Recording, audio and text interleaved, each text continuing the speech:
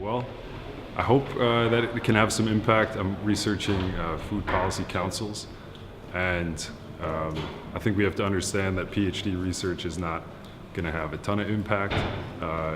Maybe the impact comes more after the PhD, but I do hope to raise awareness about some of the food policy measures that groups are working for across Europe, and to kind of see some of those policies start to materialize a little bit.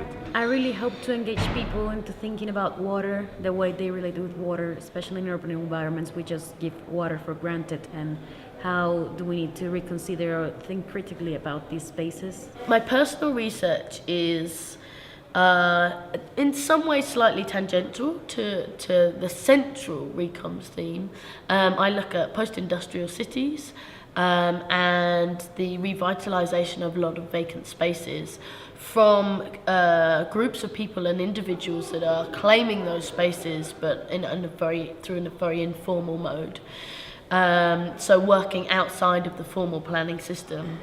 What I would really like to see as the outcome long term would be a shift in the way, in the perception from architects and planners about the way that the city is produced. So at the moment we currently have a very sort of dominant mode of production in the city is through planners and architects making decisions about the city, but actually in reality we've got people interacting and adapting those spaces every day. So actually, can we bring that daily adoption and adaptation into the formal modes of production in the city? I'm hoping, for my research personally, I'm hoping to develop a conceptual model, support communities in building local strategic narratives, and perhaps in the future set up something where communities can have a platform to improve decision making and be involved in planning decisions. I hope it will really impact and have a transformative impact in many real life communities.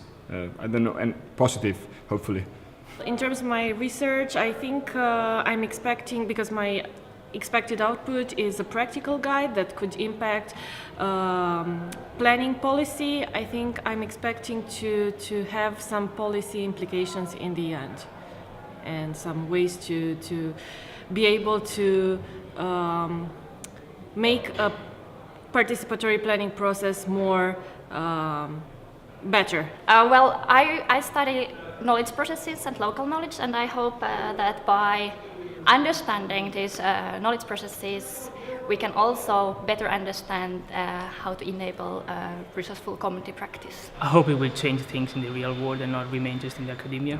I really hope to improve the life of people in where I'm going to do my case studies, but also back in my country, Mexico. So yeah, I really hope to improve the lives of people.